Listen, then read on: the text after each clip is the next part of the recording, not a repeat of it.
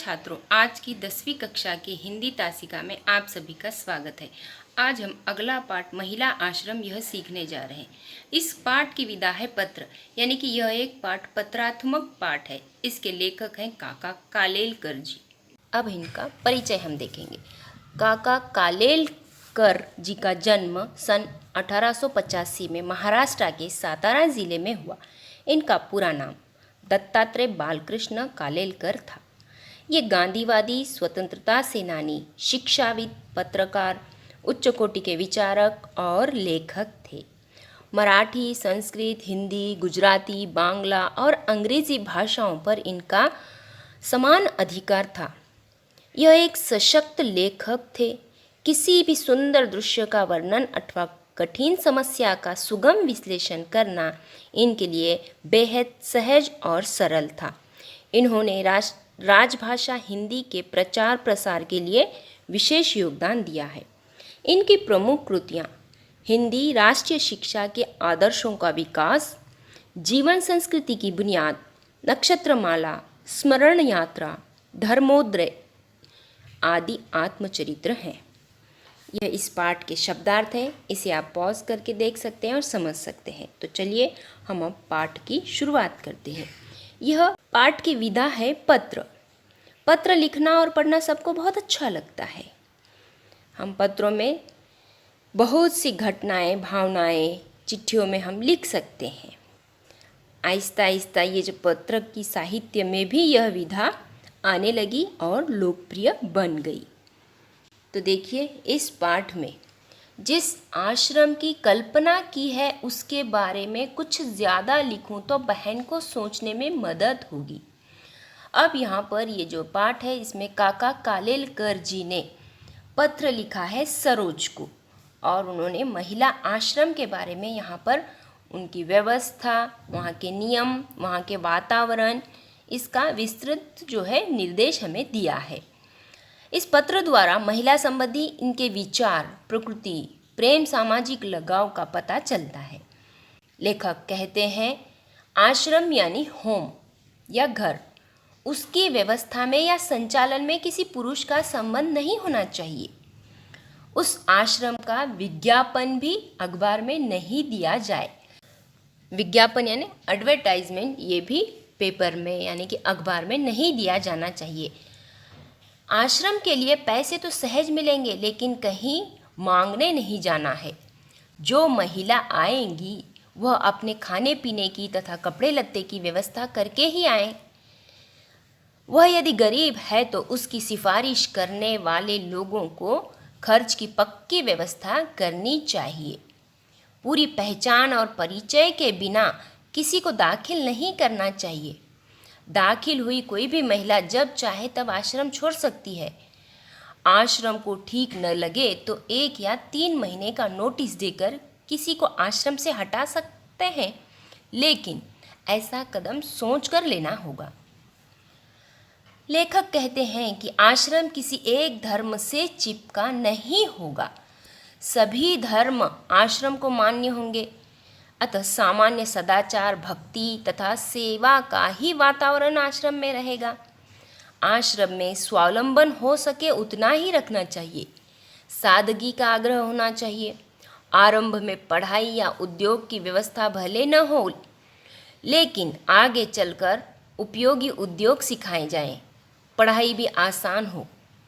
आश्रम शिक्षा संस्था नहीं होगी, लेकिन कलह और कुढ़न से मुक्त स्वतंत्र वातावरण जहाँ हो, ऐसा मानवतापूर्व आश्रय स्थान होगा। यानी कि उस आश्रम में विवाद, झगड़ा, खींच, ये बातें, कलह, कुढ़न, ये कुछ नहीं होना चाहिए। इससे वहाँ की महिलाएं जो है मुक्त रहना चाहिए, जहाँ परेशान महिलाएं बेखटके अपने खर्च से रह सके और अपने जीवन का सदुपयोग पवित्र सेवा में कर सके। ऐसा आसान आदर्श रखा हो और व्यवस्था पर समिति का झंझट न हो तो बहन सुंदर तरीके से चला सके, ऐसा एक बड़ा काम होगा। उनके ऊपर ऐसा बोझ नहीं आएगा जिससे कि उन्हें परेशानी हो। संस्था चलाने का भार तो आने वाली बहनें ही उठा सकेंगी, क्योंकि उनमें कई तो कुशल होंगी।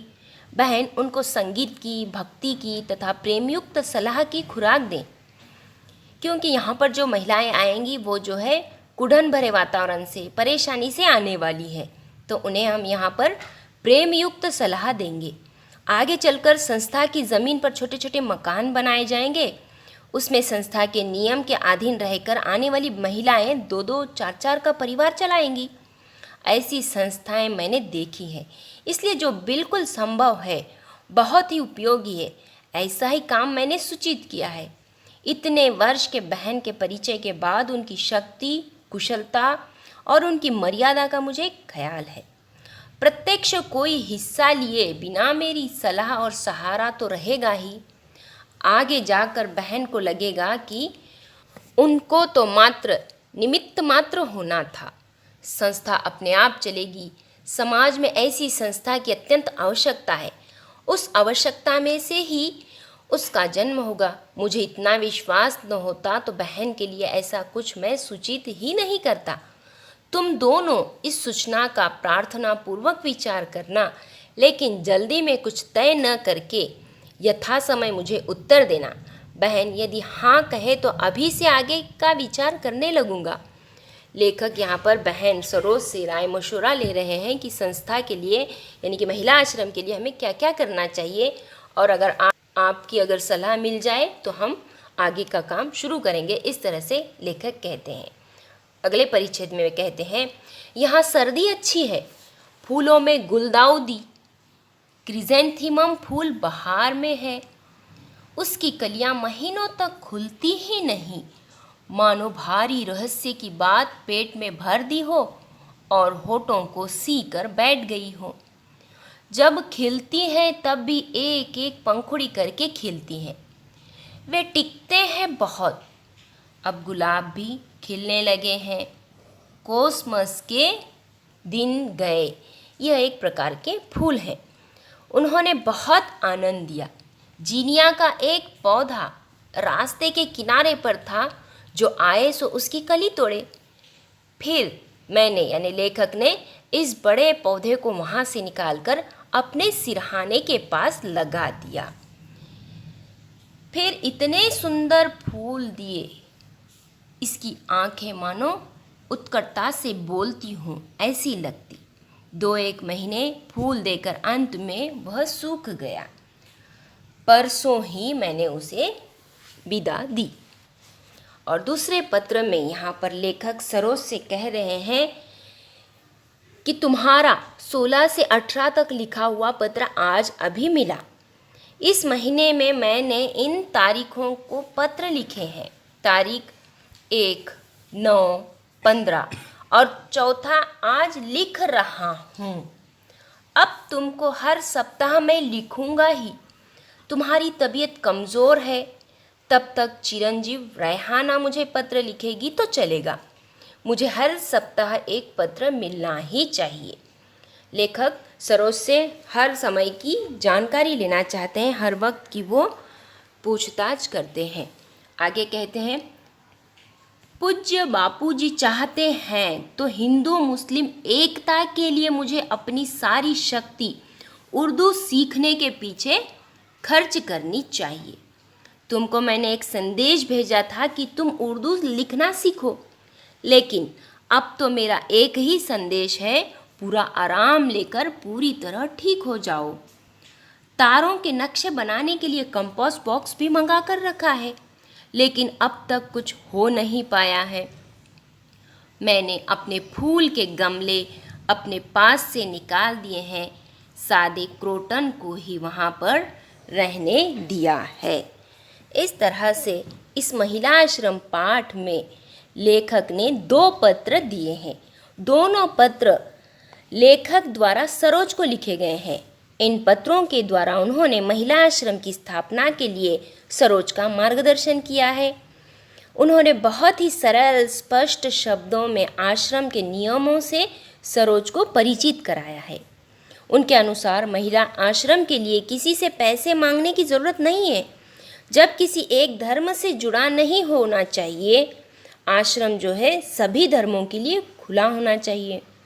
आश्रम में स्वावलंबन, सदाचार, सेवा भक्ति आदि के वातावरण का आग्रह होता है। लेखक प्रकृति से अपार प्रेम करते थे। तरह तरह के फूल और पौधे उन्हें प्यारे लगते थे। वे गांधीवादी विचारधारा के समर्थक थे। वे गांधी जी के आदेशानुसार हिंदू मुस्लिम एकता के लिए उर्दू सीख रहे थे और उन्होंने सरोज को भी उर्दू सीखने के लिए कहा था। इस तरह से यह पाठ समाप्त हुआ।